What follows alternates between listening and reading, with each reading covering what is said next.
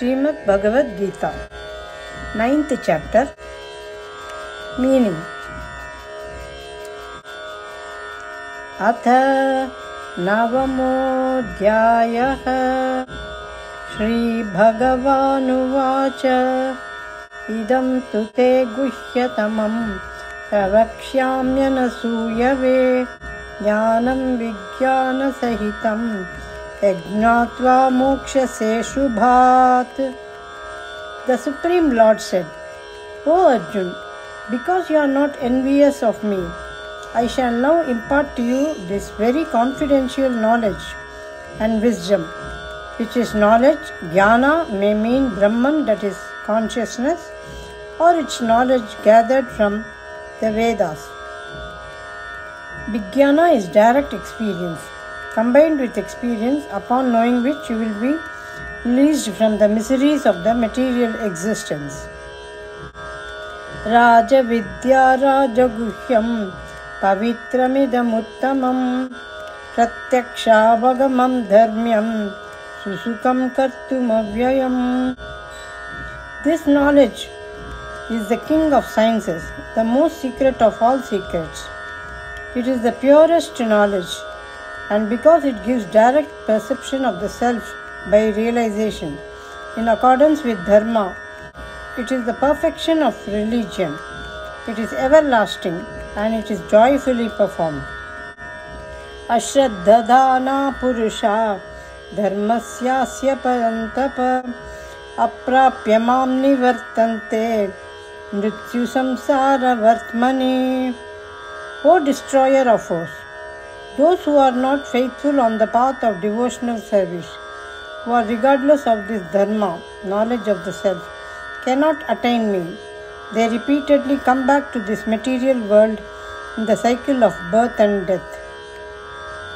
Maya tatamidam sarvam jagadavyakta murtina matstani sarva bhutani nachaham teshvavasthitah.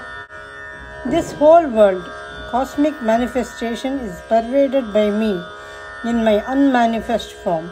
All beings exist in me, but I am not contained in them. Nacha matsani bhutani pashyame yogam aishwaram bhuta brunna cha bhutastaha mamatma bhuta bhavanaha. And yet everything that is created does not rest in me. Behold the mystery of my divine energy.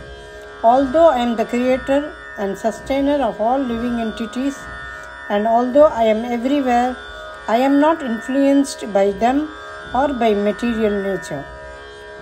Yata kashasthitho nityam vayus sarvatra gomahan tatha sarvani bhutani matsanityupadharaya. Know that as the mighty wind blowing everywhere rests always in the ethereal space, know that in the same manner all living beings always rest in me.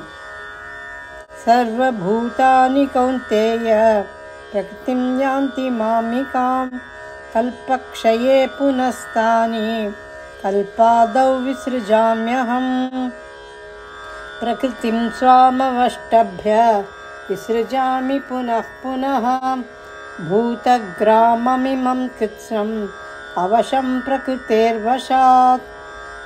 O son of Kunti, all the beings go back at the end of a cycle to my Prakriti. I project them forth again at the beginning of a cycle. At the beginning of the next creation, O son of Kunti, to my Prakriti, I project them forth again and again, the whole of this multitude of beings which are powerless owing to the influence of their own nature.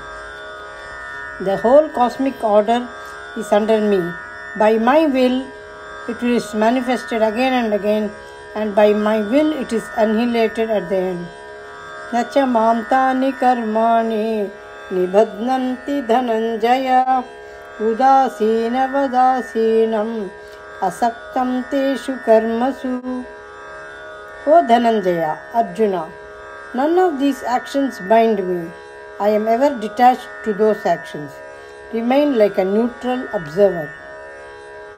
मयाध्यक्षेण प्रकृतिः सूयते सचराचरं हेतुनानेन Kaunteya जगद्विपरिवर्तते.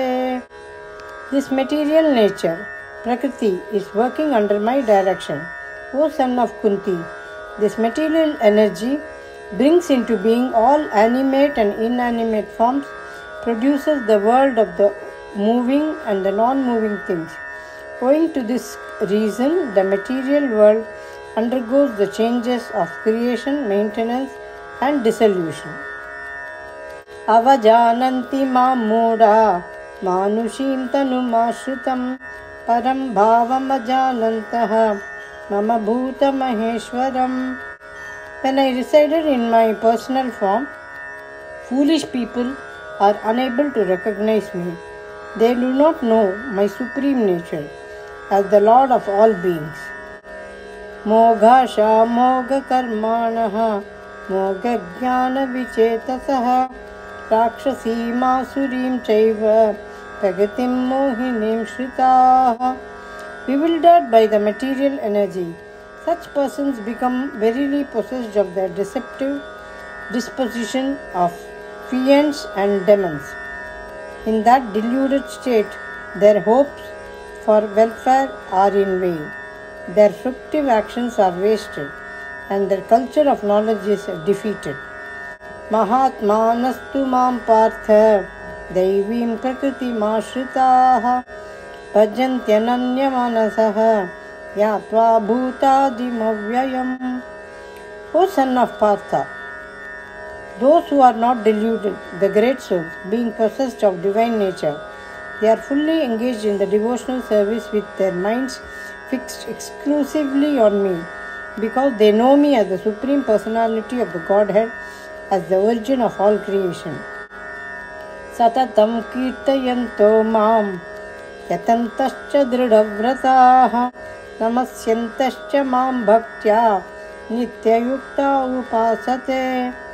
Always singing my glories, striving with great determination, humbly bowing down before me, these great souls constantly worship me with loving devotion.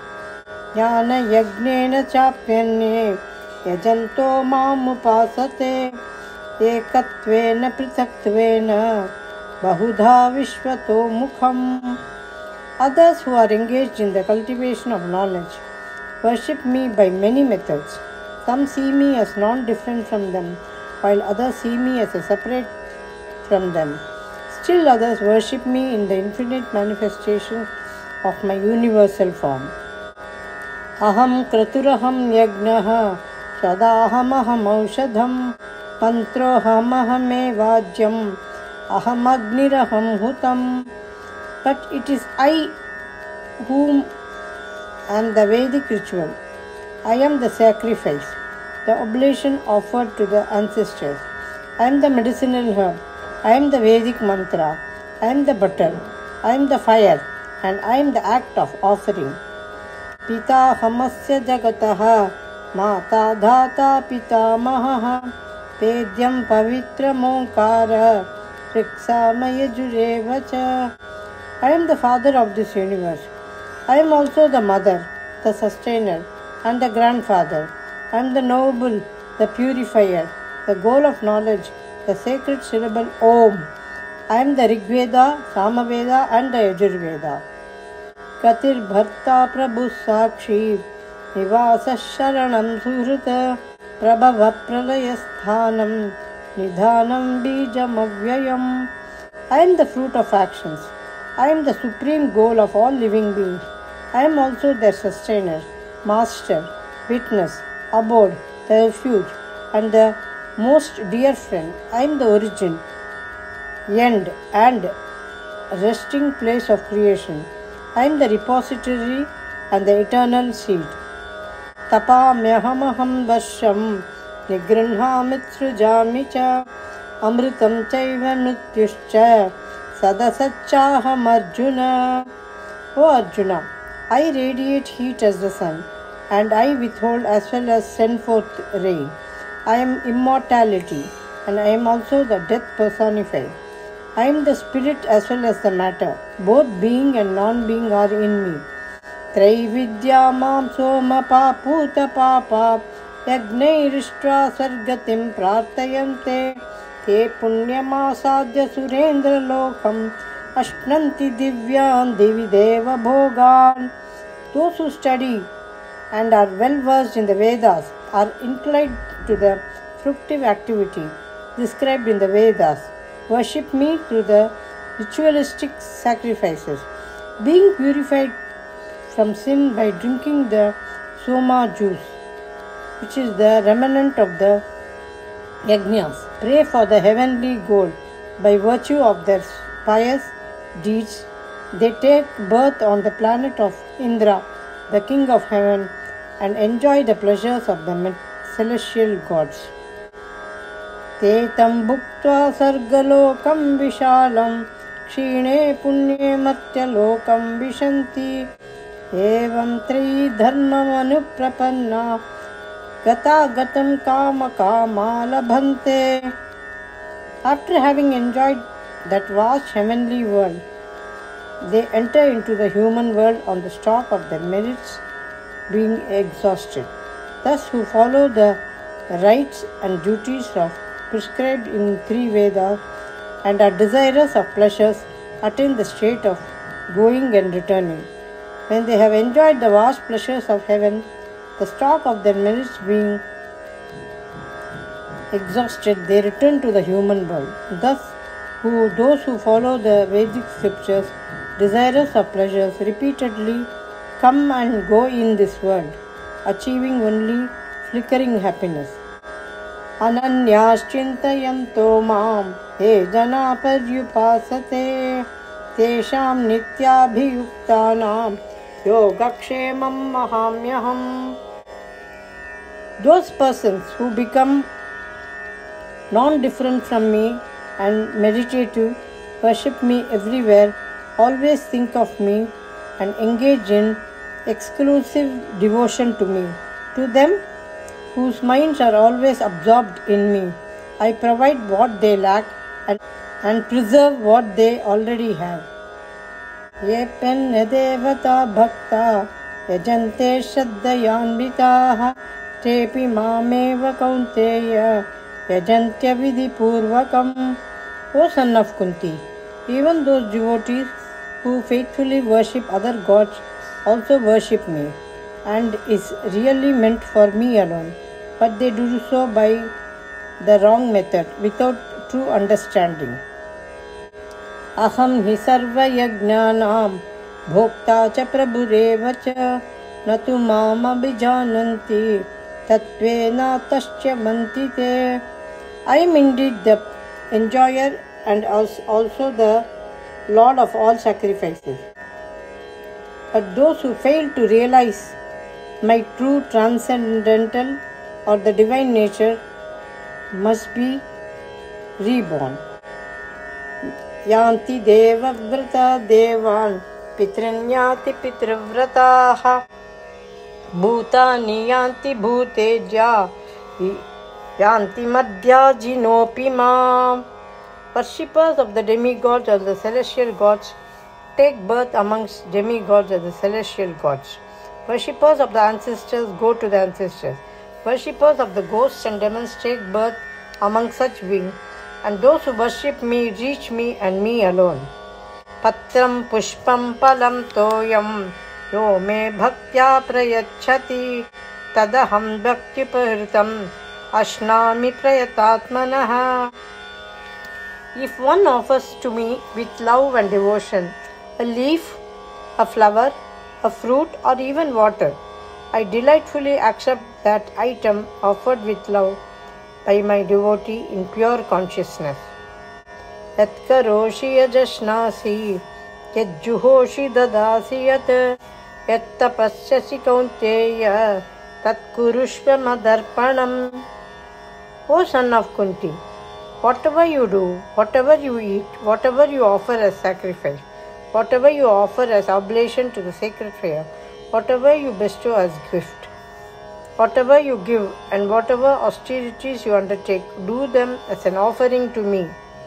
शुभाशुभफलैरेवं मोक्षसे कर्मबन्धनैः संन्यासयोगयुक्तात्मा विमुक्तो मामुपैष्यसि.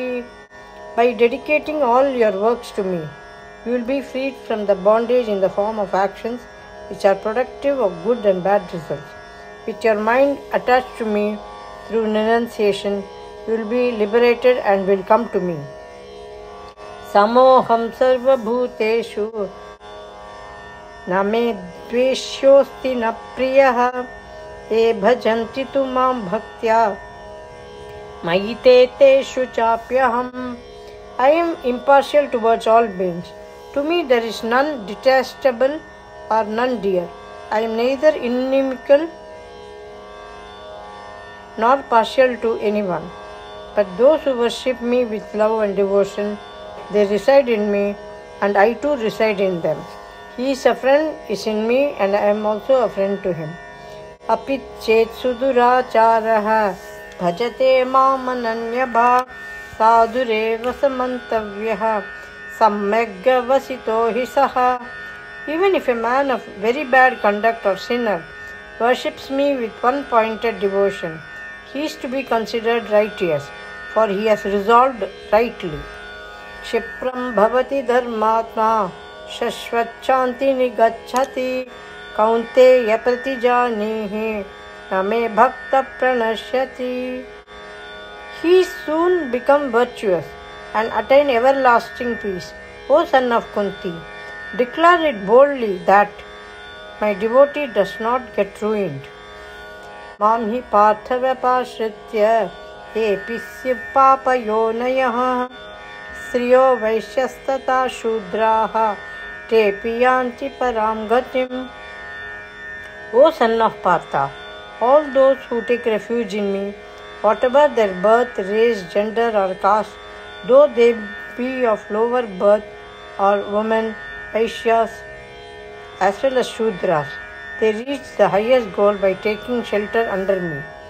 Kim punar brahmana punya bhakta rajashayastatha anityamasukam lokam imam prapya bhajasvamam. What then to speak about holy brahmanas, righteous, the devotees and the saintly kings and sages with meritorious deeds? Therefore, having come to this temporary and miserable world, engage in devotion unto me. Manmana bhava madbhaktaha madhyaji mam namaskuru mame vaishyasi yuktavaivam atmanam matparayanaha. Having your mind fixed on me, be devoted to me, sacrifice to me, worship me, and bow down to me. By concentrating your mind and accepting me as the supreme goal, being completely absorbed in me, you shall surely attain me. Om Tat Sat iti Srimad Bhagavad Gitasu Upanishatsu Brahma Vidyayam Yoga Shastre Shri Krishna Arjuna Sambade Raja Vidya Raja Guhya Yogo Nama Navamo Dhyayaha. Chapter 9 Navamo Dhyayaha Raja Vidya Raja Guhya Yogo Nama.